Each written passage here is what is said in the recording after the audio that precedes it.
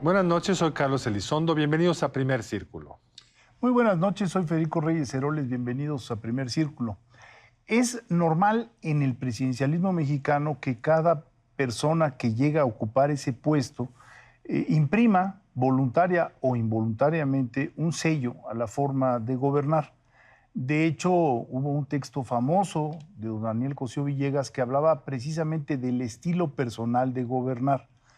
Claro que el estilo personal de gobernar se va desarrollando de manera ya consistente cuando el candidato se convierte en presidente electo y el presidente electo toma posesión. Pero ha sido una transición larga.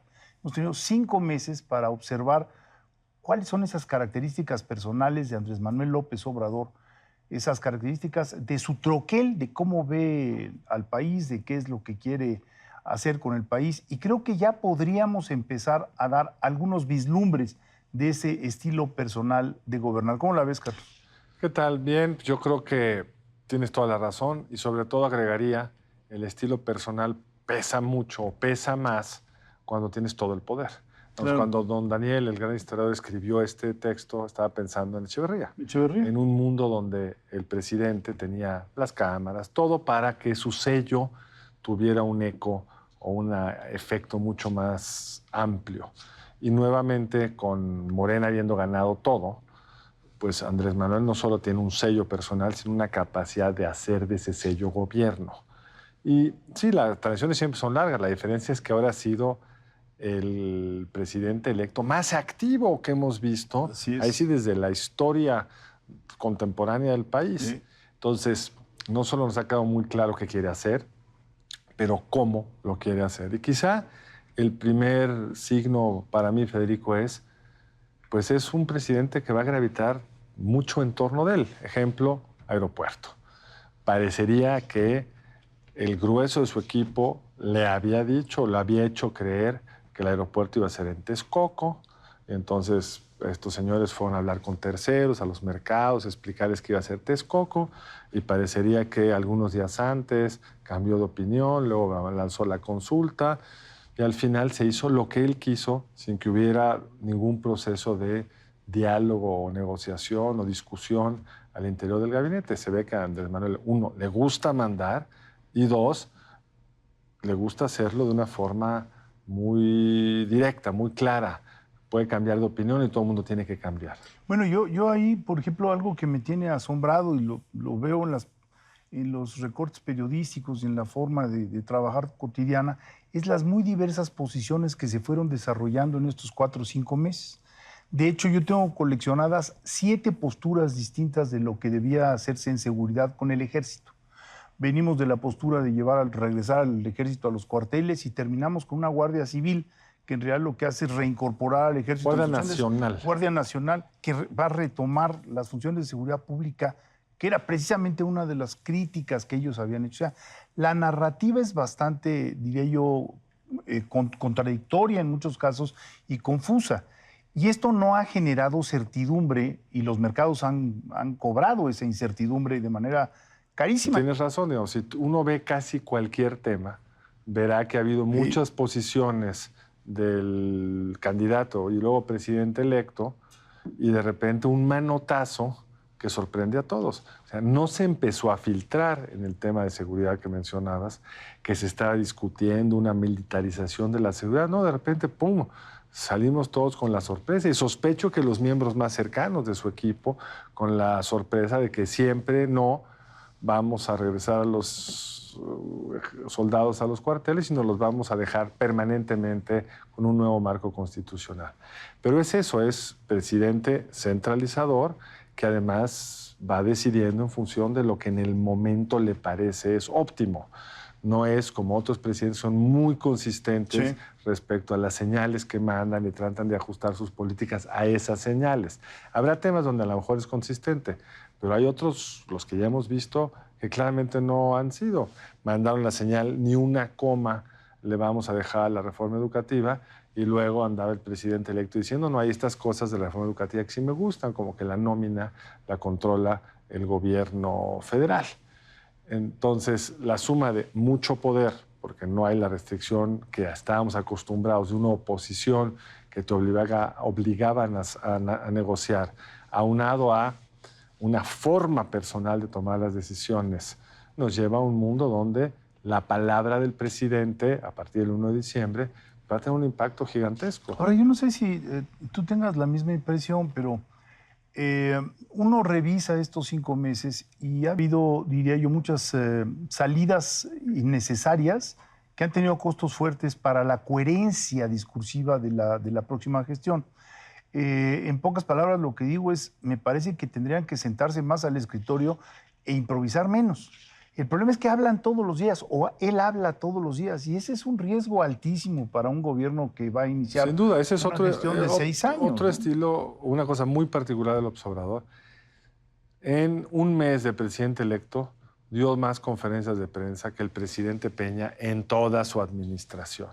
Si es un presidente en eso muy echado para adelante y le salen en general muy bien las conferencias, sí. Es bueno para reaccionar, lento en cómo habla, pero suele manejar muy bien el mensaje y el sentido del mismo. Pero sí, te lleva a una exposición mediática riesgosa y permanente que ya nos dijeron, ya nos dijo él, va a recuperar ese modelo de la Ciudad de México donde después de la reunión de Gabinete de Seguridad a las 6 de la mañana, a las 7 había la primera conferencia de prensa del día, que era por él, y toda la rebote mediático del día pues va naturalmente a ir gravitando en torno a lo que el presidente diga.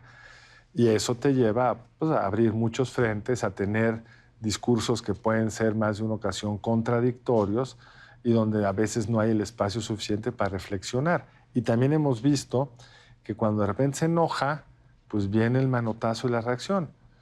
Después de la marcha hace 2 semanas contra no solo la decisión de Texcoco, sino las consultas con conteo que quién sabe quién hace, pues nos amanecemos al día siguiente diciendo, pues ahora van 10 consultas, ¿no? Entonces, ahí hay una permanente reacción a lo que él siente como crítica. Fíjate que ese es un tema que merece reflexión, porque por un lado da la impresión de que las consultas son un acto de apertura.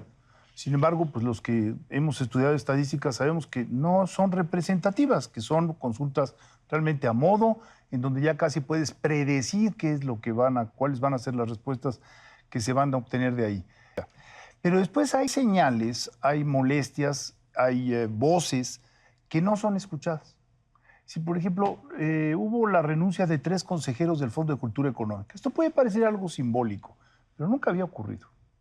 3 consejeros y además 3 consejeros muy relevantes. Estoy pensando en Juliana González, una filósofa muy acreditada de la Universidad Nacional, en Fernando Escalante, nuestro ex colega de programa, y en José Woldenberg, que salieron y renunciaron simultáneamente. Eso te dice algo de lo que está ocurriendo hoy. O, por ejemplo, la comunidad científica. En la comunidad científica desde hace meses ha habido inquietud por la designación de la nueva directora del CONACYT. Yo no recuerdo que se les haya recibido, que haya habido algún guiño para tratar de recoger esas inquietudes. Y así podrías ir hablando de muchas cuestiones, los militares, ¿no? El hecho de quitarle Santa Lucía, bueno, pues ha generado molestia en algunos segmentos y con razón, porque para ellos era un sitio emblemático en más de un sentido, aunque se usaba muy poco. Y así, las empresas, por ejemplo, no todo el desfile que vimos de empresas, especialistas en controladores aéreos, sindicatos, pilotos, diciéndole al aeropuerto, va a Texcoco, es la mejor opción, se les hizo el... Y después, por el otro lado, brotes de inconformidad con algunas propuestas que no han sido atendidas. Yo creo que, por lo que se escucha cuando fue jefe de gobierno de la Ciudad de México, no le gusta el gobierno a través de discusiones de gabinete y de otro tipo. Es decir, si cada presidente es muy revelador de eso. Si uno recuerda al presidente Zedillo, estaban muy estructurados los gabinetes, se reunían los de seguridad, los de economía, y bueno, no colegiadamente, porque al final de cuentas el presidente es claramente el jefe, pero había una discusión en torno a los temas que se tenían que tomar. En la Ciudad de México parecería que no hubo verdaderos gabinetes, sino que las decisiones las tomaba más en corto con los secretarios y luego se reunía con ellos como para avalar lo ya decidido. Habrá que ver cómo funciona en la presidencia, pero este tipo de decisiones que ha tomado parecería que las toma en corto y no en un grupo más amplio de quienes podrían alimentarle con nueva información. Y algo que creo que va en el mismo sentido, que es un estilo priista muy clásico, y que lo estamos viendo con bastante claridad, es nombras un secretario y le vas quitando poder. Le pones por ahí como el futuro secretario de Salud, el doctor Alcocer, pues va a tener como subsecretaria a la doctora Cristina Laurel, que fue la secretaria de Salud de Andrés Manuel López Obrador en la Ciudad de México y que seguramente va a ser el brazo operador de la Secretaría. Es que el doctor Alcocer pues, nunca ha administrado nada en la administración pública y seguramente le va a costar más trabajo asentarse.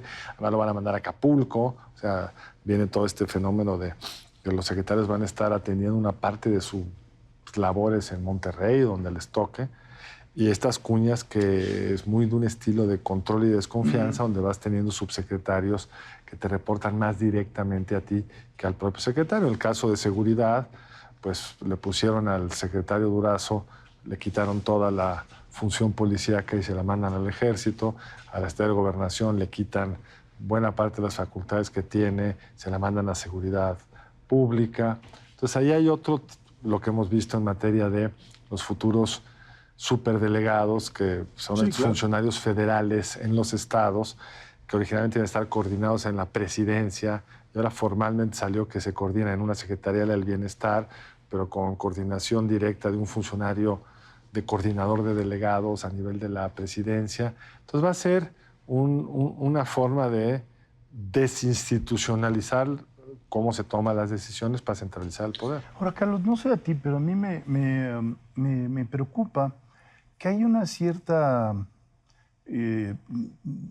desprendimiento del peso que tienen los mercados. O sea, los que vivimos las crisis en el 88 y las sucesivas crisis en este país, sabemos que México ya no puede. Las viviste desde el 76. Sí, 76. No te me hagas el jovencito. Pero sí, el 82 fue terrible, ¿no? 76, 82 y de ahí en adelante.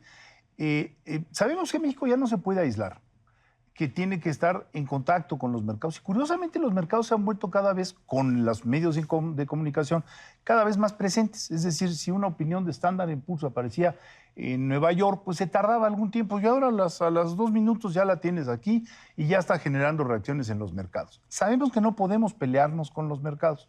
Es la primera ocasión en 30 y tantos años donde de nueva cuenta ves una actitud de decir no pasa nada. Y el no pasa nada nos ha llevado a que la Bolsa de Valores ahorita esté en los mismos valores que tenía hace 2 años, que es dramático, o sea, porque esas empresas han perdido muchísima capitalización. Yo creo que hay que explicar eso. Las empresas han perdido capitalización y los ahorradores, incluyendo los que están en las Afores, dinero. Pero tendremos que hacer un corte y regresar un momento más para discutir aquí en Primer Círculo cuál es el estilo personal del futuro presidente de México.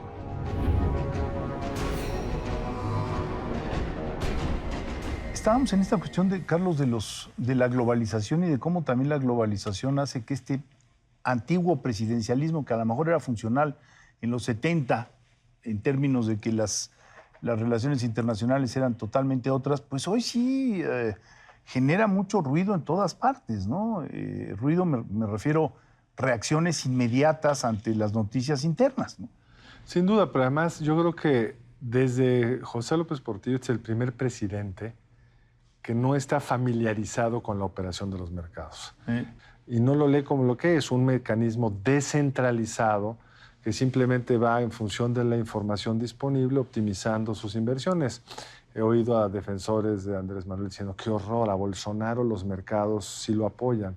Pues sí, Bolsonaro es un tipo horrendo, pero eso no hacen los mercados, defender a tipos horrendos o no horrendos.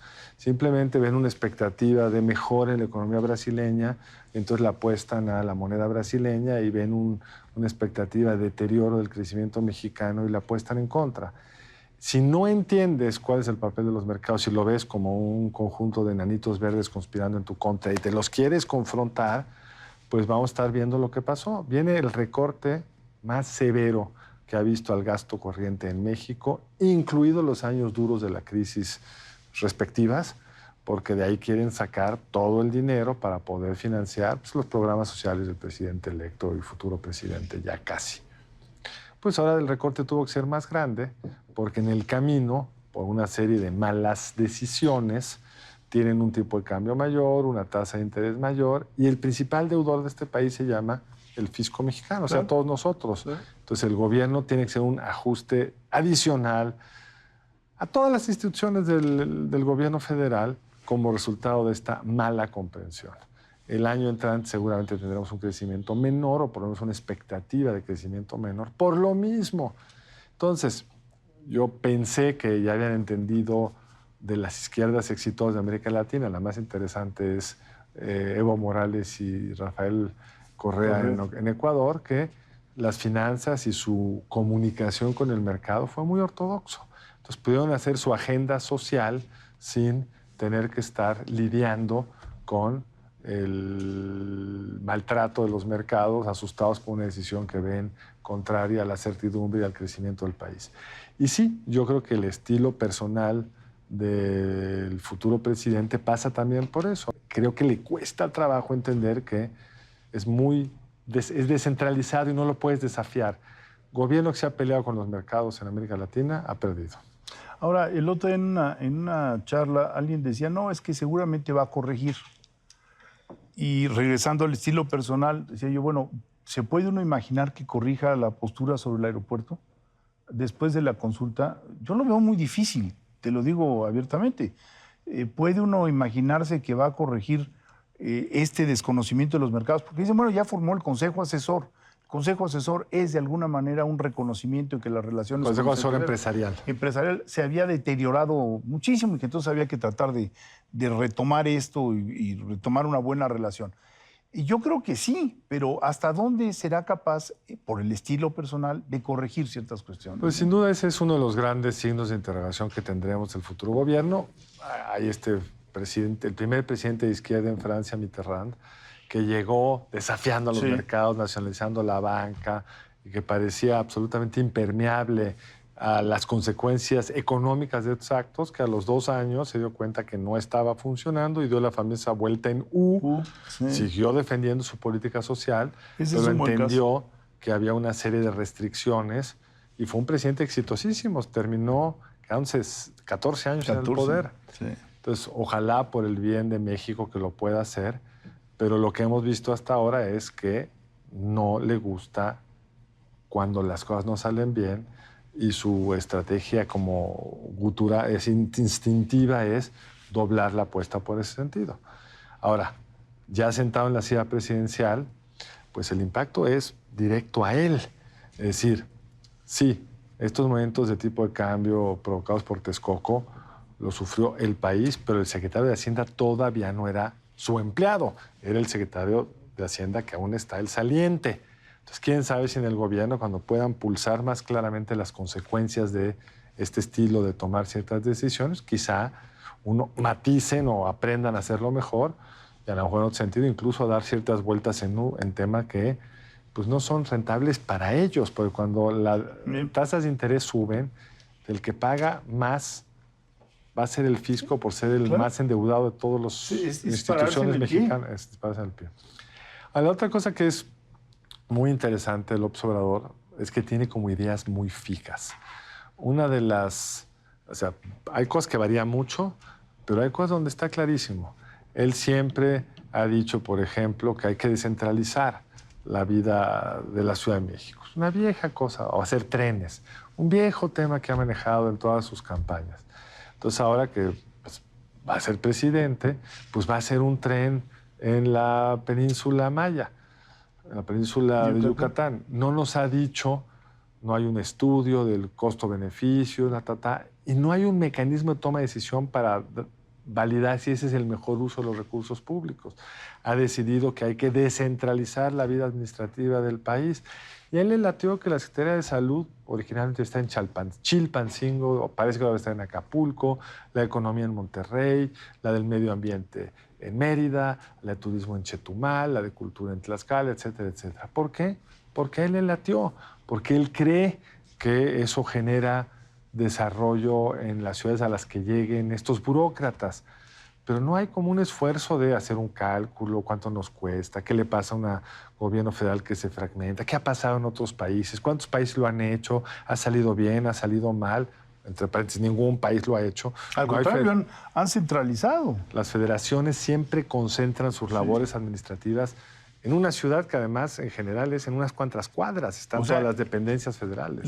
Los concentran en una ciudad y en un área de la ciudad para poder ser más eficientes. Para poder interactuar fácilmente. Sí. Entonces, sí creo que vamos a tener un estilo muy distinto al que estábamos acostumbrados. Venimos de varios presidentes que les daba por oír a expertos técnicos, oír qué decía la OECD, tratar de ver cuáles eran las mejores prácticas. Y creo que el nuevo gobierno no está muy interesado en eso y claramente el presidente no. Ya nos queda poco tiempo, pero algo que no podemos dejar de mencionar es también la actitud ante el mundo. Es decir, el presidente electo López Obrador ha declarado que no le interesa viajar, que no le interesa hacer esa promoción. De su trabajo. Sí, que es parte de su trabajo y que además pues, en un mundo global es inevitable. O sea, no puedes dejar ir a las reuniones de APEC, de Naciones Unidas, de lo que sea. Regionales. Hasta trompa de vez en cuando. Hasta trompa de vez en cuando. Entonces, eso no va a poder evitarlo, a menos que de verdad venga una desaparición de la presidencia de la República de México en el mundo. Yo sospecho que ¿tú te imaginas al presidente López Obrador yendo en avión comercial a la siguiente reunión de APEC en algún lugar lejano de Asia y perdiendo en el trayecto 24 horas, los que resulten? Lo veo difícil. Si no tiene disposición a saber del mundo y conocer el mundo, con ese desgaste de tiempo, menos. Claro. Pero tienes razón, eso va a ser un sello, parece que va a ser un sello muy particular del futuro gobierno, que estaremos un presidente encerrado en las fronteras mexicanas. Recuerda lo que hizo López Mateos, que cuando llegó dijo, señores, México tiene que salir al mundo, ¿no? Después de un gobierno de un hombre respetable, Luis Cortines, que no conocía el mundo y no pudo conocerlo. Y López Mateos se lo propuso, dijo, yo voy a empezar a hacer estos larguísimos viajes que duraban semanas en donde iba visitando distintas naciones, ¿no?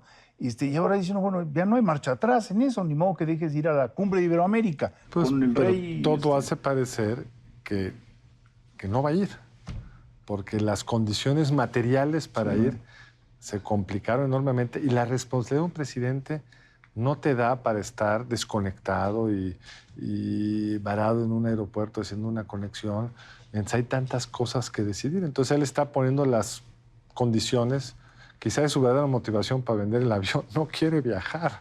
Sí, bueno, lo dijo, no estamos inventando absolutamente nada. Entonces, bueno, pues sí, hay un estilo personal. El otro es la austeridad, que hay que celebrar. O sea, hay una parte que a mí me parece admirable de un presidente que ha decidido no tener ninguna de las comodidades de ser presidente. Ahora, tiene un costo.